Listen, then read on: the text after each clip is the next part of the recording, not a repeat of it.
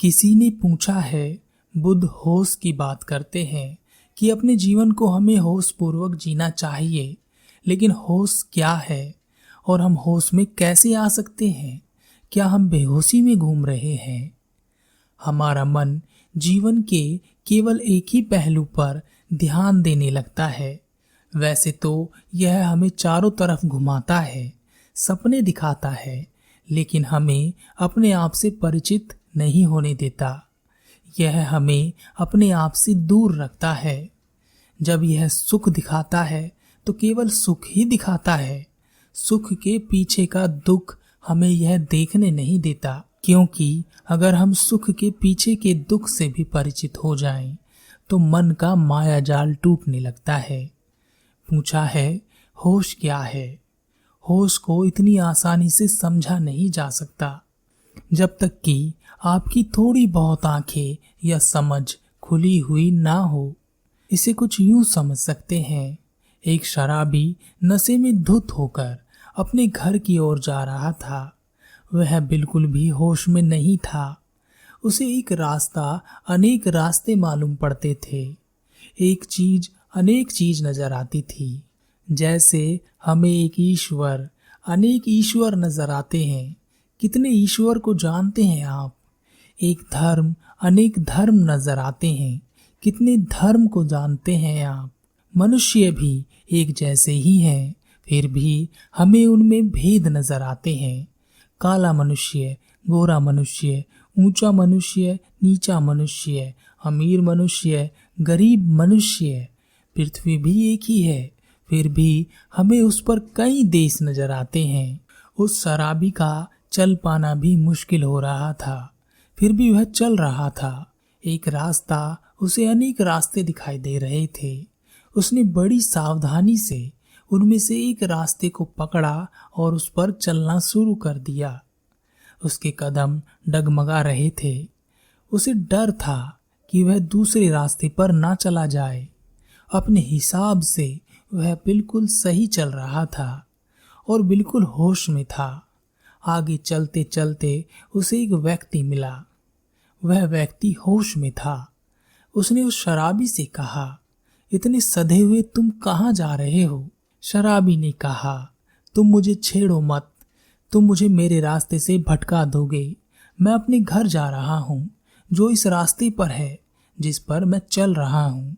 व्यक्ति ने कहा, कौन सा रास्ता? यहाँ पर तो एक ही रास्ता है। शराबी ने कहा, तुम नशे में हो क्या? यहाँ पर 4 रास्ते हैं, दिखाई नहीं देता क्या?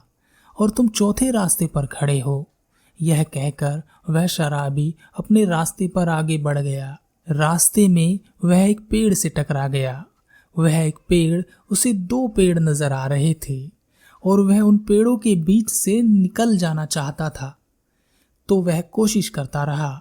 उसने बार बार कोशिश की और वह बार बार उस पेड़ से टकराता रहा और गिरता रहा। तब उसकी समझ में आया कि वह तो किसी जंगल में पहुंच गया है और यह घना जंगल है जहां पेड़ ही पेड़ हैं। अब उसकी समझ में आया कि वह इस घने जंगल से कभी नहीं निकल पाएगा। हम भी कुछ ऐसे ही हैं, मन के अधीन। मन का नशा हमारे सर पर चढ़ा रहता है।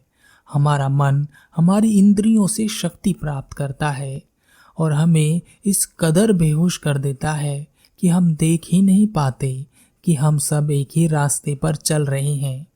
हमें ऐसा लगता है कि हम सब अपने अपने अलग अलग मार्ग पर चल रहे हैं। सबके रास्ते अलग हैं, सबकी मंजिलें अलग हैं। जब आप सारा दिन बाहर काम करते हैं, लोगों से मिलते हैं, तो आपको कभी लगता है कि हम सब एक ही हैं? नहीं ना, हमको लगता है यह सब अलग हैं और मैं अलग हूँ। इनकी मंजिलें कुछ और हैं और मेरी चाहत कुछ और है। होशपूर्वक देखोगे तो पता चलेगा हमारा रास्ता एक ही है। वह है जीवन का रास्ता। हमारी मंजिल भी एक ही है और वह है मृत्यु को प्राप्त करना। फिर भी हम सब अलग अलग नजर आते हैं। हम सब समझदार हैं और सब जानते हैं, सब होश में हैं, उस शराबी की तरह। बहुत सधे हुए कदमों से हम अपना रास्ता तय करते हैं अपने निर्णय लेते हैं उस शराबी की तरह। हमारा अहंकार हमें सबसे अलग कर देता है। मैं श्रेष्ठ हूँ, बाकी कौन है मैं नहीं जानता। पूछा है, हम होश में कैसे आ सकते हैं? एक व्यक्ति के लिए काम वासना ही सुख है। अपनी पत्नी और बच्चों को छोड़कर वह काम वासना के सुख के लिए दर बदर इधर उधर भटकता रहता है। अपनी काम वासना की पूर्ति करता है और सुख की प्राप्ति करता है। क्या यह सुख है? और क्या यह व्यक्ति होश में है? क्योंकि इस व्यक्ति के लिए यही सुख है। एक व्यक्ति दिन रात मेहनत करके धन दौलत कमाता है, बहुत दौलत कमाता है, और यह इस व्यक्ति का सुख है। वह बहुत खुश होता है अपनी धन दौलत को बढ़ता हुआ देखकर, लेकिन इस बीच वह अपनी परिवार को समय नहीं दे पाता। वह सब परिवार वाले अजनबियों की तरह घर में रहते हैं। लोगों को लगता है कि वह सब सुखी हैं, उनके पास सब कुछ है। उस व्यक्ति को भी लगता है कि वह सुखी है, लेकिन क्या वास्तव में यह व्यक्ति अपने होश में है? क्या वह जानता है कि उसने क्या खो दिया है? क्योंकि मंजिल तो हमारी एक ही है। इसी तरह इस दुनिया में सबके अपने अपने सुख हैं, लेकिन उन्हें उन सुखों के पीछे का दुख नजर नहीं आता और वह मुंह से लार टपकाते हुए इन सुखों के पीछे भागते हैं। होश में आने का एक ही तरीका है, और वह है अपने कर्मों को देखना, अपने आप को देखना, अपने सुख को देखना, उस सुख से आने वाले दुख को देखना। सुख आने पर अंधे ना हो जाओ और दुख आने पर विचलित ना हो जाओ। ध्यान करो और समझ का विकास करो।